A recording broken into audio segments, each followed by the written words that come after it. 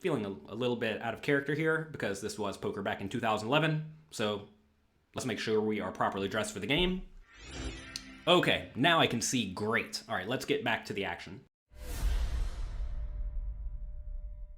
Hello everyone, I am Jonathan Little for PokerCoaching.com, here today with another retro hand. This hand is from the Party Poker Big Game, and the players are playing with 22,000 pound stacks. This is from back in the day when a pound was worth about $2.50, so playing about $60,000 deep. Today, we are featuring two players. We have Luke Full Flush Schwartz. He, World Series bracelet winner, great tournament player, great cash game player. I hear that he is best friends with Doug Polk. Have you ever met him in real life? No, I haven't met him. I don't want to meet him. If I meet him and he even looks at me bad, that's a bad look for him, what's going to happen. So, f*** that guy anyway. So, you know, that's that. And then we have David Peat, Viffer. I have to tell you a funny Viffer story before we get started. One time I was playing 25-50 at Bellagio. I am in the small blind. Viffer comes to the table, sits down in the big blind. Folds around to me. We're playing about $25,000 deep. I limp the small blind with some nonsense for $50. David Peat goes all in for 25,500 big blinds. I, of course, fold. He's like, yeah, you see free money on the street, might as well pick it up. Guess it's true. I didn't get aces or kings or queens or jacks or tens or ace king or ace queen to trap him later. But it was a lot of fun. For all I know, maybe he just had aces and was trying to get me to make some insane call. Who knows? Anyway, let's get to this interesting cash game hand. Pre-flop, David Peat raises from early position. Luke Schwartz 3-bets with 5-4 of spades, and David Peat calls the ace-jack offsuit. This is fine. This is reasonable. If you want to make sure you are playing well in cash games, I actually have a cash game tips PDF for you. You can go to pokercoaching.com/cash tips to download that for free. You do have to be a little bit careful playing hands like ace-jack offsuit from out of position, but that said, Luke Schwartz is a very loose aggressive player, so it's probably fine to stick around. Let's get to the action. He's not going to be giving money away to Phil when he thinks Philman's a bit nitty and doesn't play any hands. And he'll be trying to bluff him in small pots, but he won't be giving any large amounts of money to him. I don't know if this is going to start happening, but Schwartz and Viffer now. The matchup is on. Schwartz with the re-raise to 700 pounds, called by Viffer, who's flopped top pair. And how badly does Schwartz need a 3 here? Somewhere between very badly and almost necessary. Yeah. So this is a spot where flop comes ace 8-2, giving David Peat, Viffer, a top pair, reasonable kicker, and Luke Schwartz, a gut shot straight draw. This is definitely a spot where David Peat's going to check every time out of position. Luke Schwartz is going to probably bet the vast majority of the time because he re-raised before the flop. And then David Peat is just going to call. Some people may look at this and think, why wouldn't you raise the ace-jack? It's probably the best hand. And that's true, but remember, we're playing 225 big blinds deep or so, and if you check raise top pair and get much more action beyond that, you're not really loving it.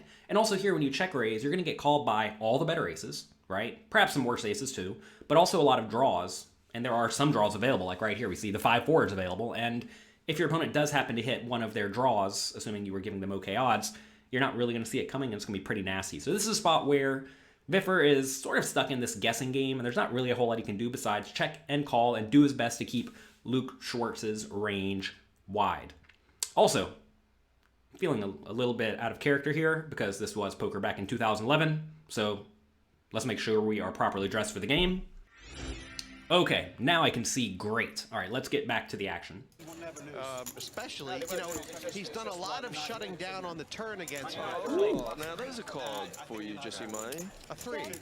Yeah, an offsuit 3. And, well, if it comes a jack on the river, we may see the biggest pot we've seen for a while. This is what you'd call a well-disguised wheel.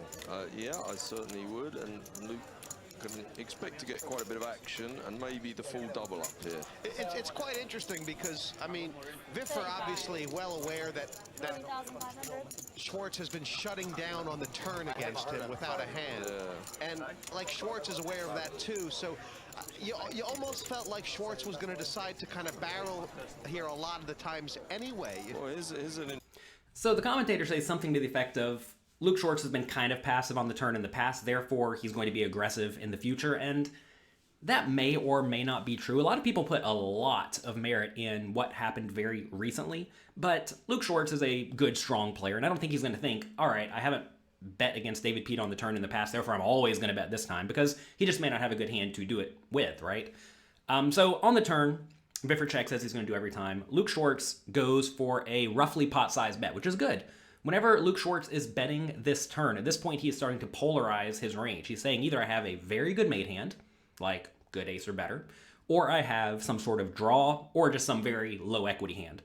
And, 5-4 is a great hand to bet big with. You're going to get called whenever David Peat has any ace. Also, you're going to give the flush draws that David Peat could have poor odds. So this is a spot where I love the big bet size. And Viffer, keep calling him David Peat. His real name is Viffer, as you can see on the screen.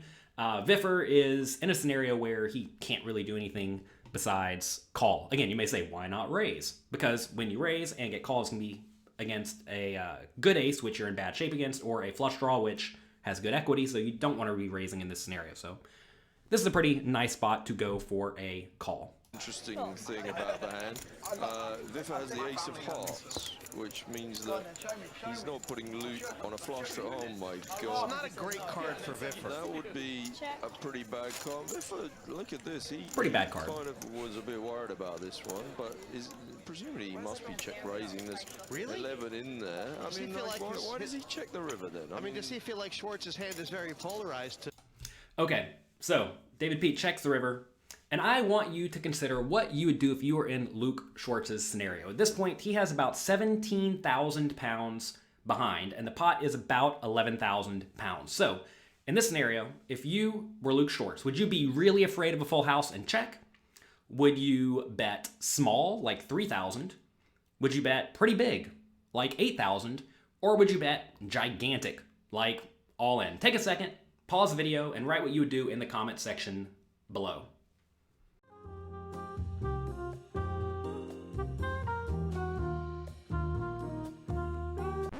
All right, did you do it? Excellent. If you didn't, take a second, pause the video. Come on, we're trying to improve our skills here. This is a spot where if we were playing modern day high stakes poker, I think this is a very, very easy all in. And the reason I think it's an easy all in is because there are a lot of premium hands in this scenario that Luke Schwartz would like to bet, probably ace queen or better, ace king and better. And then there are also a bunch of draws that he could have, or low equity hands, like random low busted flush draws or medium busted flush draws, right? All of these hands would love to be able to bluff. And for that reason, he gets to use a very, very big all-in because he should be very polarized when he 3-bets pre-flop, bets small on the flop, bets big on the turn, and bets big on the river. And that allows him to bet big with some hands like this 5-4, fully expecting to get called by Viffer's ace-x. Now, back in the day, in 2011, I'm not sure what level the games were playing on at this point, but I know for a fact, a long time ago, when you overbet the river, or at least when I overbet the river, people would fold almost every time, which allowed you to just print money by getting in these scenarios and overbetting the river, and people would just fold almost everything, like, even a hand as strong as ace-jack in this scenario. So if that's the game we were living in, if that's the world we were living in, then I would much prefer a more medium-sized bet, like 8,000, because then the ace is never going to fold, right? You have to be very careful going for the overbets against some of the more cautious players because they're just going to assume that, you throw in the overbet, you must have the nuts because why else would you bet so much money? So I could definitely see either play being fine. You don't want to bet tiny here because at this point, even if Viffer does have a very weak made hand, like let's say pocket tens, he's probably going to at least consider calling the 8,000 bet. And also, he probably doesn't have a ton of tens, and he may fold the tens to any bet anyway. I mean, it's tough to know exactly how Viffer's going to play in this spot. For those who do not know Viffer, he is a very, very strong live player who makes some pretty sick reads from time to time, and it seems like they are right the majority of the time. So it's tough to know exactly what to do. That said, from a GTO point of view, I think this is definitely an easy all-in for Luke Schwartz. James Romero at pokercoaching.com, who is one of the top 10 tournament players in the world pre-COVID, and a world-class cash game player, absolute crusher. He has been reviewing some of the current modern-day high-stakes games at pokercoaching.com, where he's going through the hands of all of the best players in the world, dissecting their plays and figuring out what they're doing and why, so that he and the students can continuously improve their skills. So if you want more discussion of the play of the absolute best players in the world today, make sure you check out pokercoaching.com and the content by James Romero. All right, let's take a look and see what Luke Schwartz does. To bluffs and hands that haven't honestly, I'm not 100% sure what's going through Viffer's mind right now. I mean, yes, there's 11,000 in there. If Luke bets, it's liable to be all in, or a bet that Pop commits himself. I can tell you the last thing that's going to go through Viffer's mind in this pot, and that's the windshield. What does that mean? I think you pointed it out quite early on as a follower of the whole Isildur online game. Viffer calls the clock, which is kind of interesting. Definitely something you'd normally do not see in cash games, but, you know, Viffer does this kind of thing to rattle his opponents. On the river, shoving all in is a big thing. There you go. You see the all-in shove from Luke Schwartz, and I like this play. Tough spot for Viffer for sure. Let's see what he does. Wow, you called it. You called it. And how can Viffer not call? I have a flush draw, so it didn't matter. That's a lie. But now, maybe King Tag is good. Viffer does this kind of thing where, again, like I said, he's trying to get reads on his opponents, trying to figure out what they do. And, you know, I'm not sure what kind of a read you're going to get on Luke Schwartz. Luke Schwartz is an online player. You will find that the online players give off a little bit more tells than the old school live pros, at least in my experience. That said, Luke Schwartz, very, very strong poker player. Friends with Doug Polk, remember? Hey guys, Doug Polk here. Whilst I will say I'm really good at poker, I cannot beat it anymore. And whilst my voice goes high, sometimes it goes low at other times. And my name's Doug Polk. Well, I've been with my girlfriend for 2 years, but I'm pretty sure we've never had sex with the lights on because I'm such a sad loser. How much is it? He's gone all in, and Viffer's asked for a count, and Schwartz is saying nothing. Now, Viffer's straight in counting the chips. So this is Okay, this is not good etiquette. Let's talk about poker etiquette here. Whenever your opponent goes all in, you're allowed to ask how much they have, and it's the dealer's job, or, you know, tournament director's job if they're there, to help count the chips. Notice how far away the dealer is in this scenario. They probably need the game director to help them out. That said, you are probably not supposed to reach into your opponent's stack and start counting their chips for them. But hey, if you're Viffer, you can get away with whatever you want, it seems. too usual, but anyway, nobody seems to really mind. I have the feeling they're going to get the tournament director over to count this stack. It's kind of funny. Like, Viffer has been suspicious throughout here. Don't act nervous. You have the nuts. Viffer took off his X-ray vision I think glasses. they do that. Well, the nuts is obviously a full house. But It's really weird. When Viffer says the nuts, by the way, he means effective nuts, I gotta presume. He means something like ace-king or better, ace-queen or better in this scenario, because that basically is the nuts given the way the hand has played out. So don't get it stuck in your mind. Viffer says, oh, he has the nuts. He must have exactly the ace and the ace. Like, that's not what he means. No, I have a big ace. You'll find that you can make better reads without sunglasses on, by the way. now Viffer's So Viffer removes his. declared his hand. He's declared it honestly. I think he's actually said that because he's slightly scared of making this look that he's slow rolling here. But He also might have wanted to see a reaction. This is not a spot where anyone's going to think ace-jack is a slow roll, because I actually think it is a tough spot. A lot of people look at this scenario and think, oh, ace-jack, easy call, because it's trips, right? The thing is, though, is that if Luke is very polarized to either ace-queen or better or nothing, you know, it's a bluff catcher, right? You lose to all the value hands. Whenever you lose to all the value hands, it really does just become a question of, is the opponent bluffing enough? And I'm telling you, back in 2003, people did not bluff enough. That said, Luke Schwartz is known to get in there. He battles, so he probably is bluffing enough. That said, this time he's not. Let's see if Viffer can make the insane hero fold, now that he has his clouded vision off of his face. Reaction as well. He said I had a big ace. He didn't get any reaction, so then he said, well, I have an ace. Because maybe he's thinking, well, you know, Luke could have ace 10 or ace queen here and doesn't know whether he's good or he's not good. wow. I have a big ace, by the way. I feel like I'm beat, he said. I feel like I'm beat. Live reads, man. And now he's looking at the price he's getting, which is 6 to 4. They I can't still not fold. counted He the says I have a chips. big hand. You know what? Since I know you're getting voted off next, I'm gonna make a bad fold. Wow! Make a bad fold, he says. Wow! How good is Viffer playing? How good is Viffer playing? That's pretty unbelievable. How good? No, I don't care.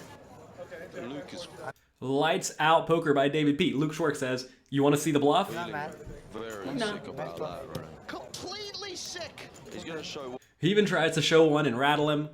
Does not work.